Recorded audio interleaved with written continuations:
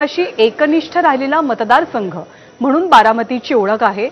पवार कुटुंबाच्या पाठीशी अगदी ठामपणे बारामतीचे आणि इथल्या लोकसभा मतदारसंघाचे सगळे मतदार हे कायमच उभे राहिले। पण यावेळेला चित्र बदललंय। अजित पवार हे सुप्रिया सुळेंसोबत नाहीत, शरद पवारांसोबत नाहीत। त्यामुळे अर्थातच ग्राउंड लेवल पासून सगळी तयारी ही पवार कुटुंबाला करावी लागली।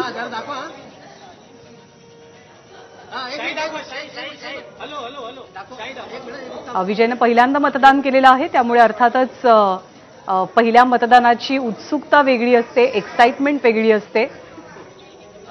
बारामतीमध्ये यंदा कोणते पवार निवडून येतात याकडे देशाचंही लक्ष लागलेलं आहे। बारामतीमध्ये खास करून राष्ट्रवादी काँग्रेसमध्ये फाटाफूट झाल्यानंतर लोकसभेच्या वेळेला इथलं चित्र काय असणार याची बरीच उत्सुकता होती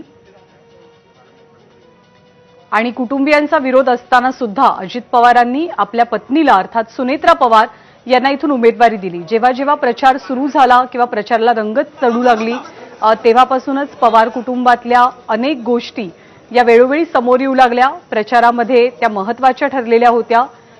पवार कुटुंबाचं आणि सुळे कुटुंबाचं बारामतीमधलं मतदान आपण पाहतोय। सुप्रिया सुळे विरुद्ध सुनेत्रा पवार अशी लढत आहे आणि अजित पवारांचे बरेचसे भाऊ हे अर्थातच अजित पवारांच्या विरोधात या निवडणुकीच्या वेळेला उभं राहिल्याचं चित्र आपल्याला पाहायला मिळालं। एक प्रकारे कौटुंबिक रंग, भावनिक रंग या निवडणुकीला चढलेला होता। विकासाचे मुद्दे किंवा पुढच्या भविष्यातले मुद्दे, नियोजनाचे मुद्दे, विकास कामांचे मुद्दे हे कुठेतरी बारामतीच्या या लोकसभा निवडणुकीमध्ये थोडेसे मागे पडले किंवा दूर सारले गेले असं चित्र बघायला मिळालं। ही निवडणूक बऱ्यापैकी भावनिक मुद्द्यांवरती, कौटुंबिक मुद्द्यांवरती लढवली जाते। बारामती लोकसभा मतदारसंघाचा जर का आपण विचार केला तर इथला प्रत्येक विधानसभा मतदारसंघ हा अतिशय महत्त्वाचा ठरतो। त्यामध्ये सगळ्यात क्रुशियल मतदारसंघ आहे तो म्हणजे खडकवासला मतदारसंघ। खडकवासल्यामधनं ज्या उमेदवाराला लीड मिळते, ज्या उमेदवाराला मताधिक्य मिळतं तो उमेदवार अर्थातच विजयी होतो किंवा त्याची सरशी होते हे आतापर्यंतचं मतदान सांगतं।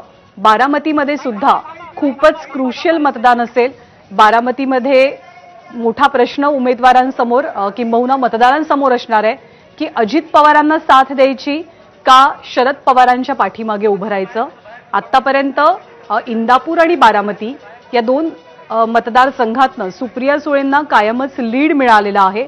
पण बारामतीमधलं, इंदापूरमधलं मताधिक्य सुप्रिया सुळे यावेळेला टिकवतायत की ते मताधिक्य सुनेत्रा पवारांच्या बाजूने जातंय। खडकवासल्यामधनं लीड कोण घेतंय यावरती या मतदारसंघाची अनेक गणितं अवलंबून असतील।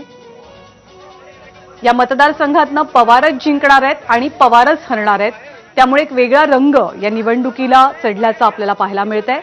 सदानंद सुळे, सुप्रिया सुळेंचे पती यांचं सुद्धा मतदान बारामतीमध्येच आहे आणि ते आपला मतदानाचा हक्क बजावतायत।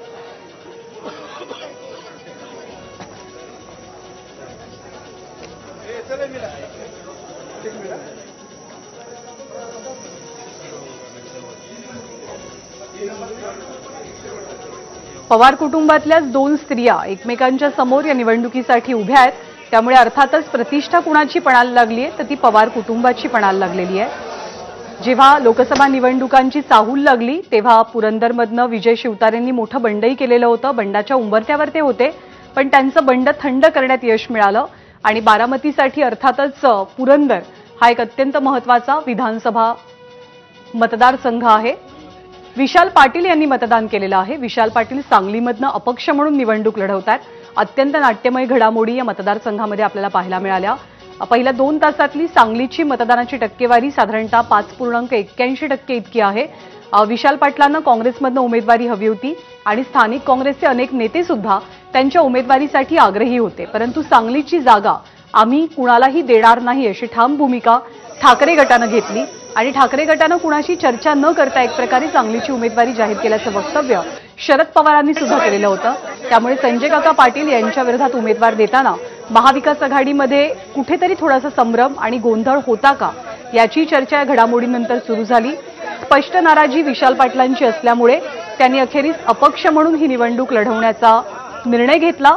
त्यामुळे तिरंगी लढत बनलेली आहे। चंद्रहार पाटील विरुद्ध संजय काका पाटील जे विद्यमान खासदार आहेत विरुद्ध विशाल पाटील आणि प्रकाश शेंडगे सुद्धा याच मतदारसंघातनं उमेदवारी त्यांची आहे आणि ते निवडणूक लढवतात. संपूर्ण पवार कुटुंब, स्त्रिया अर्थातच अग्रभागी आहेत. सुप्रिया सुळे आहेत, प्रतिभा काकी आहेत, रेवती सुळे आपल्याला पाहायला मिळत आहेत, देवयानी पवार आहेत, रणजित पवार आहेत, विजय सुळे यांनी सुद्धा पहिल्यांदा इथूनच मतदान केलेलं आहे. सुप्रिया सुळेंचे पती सदानंद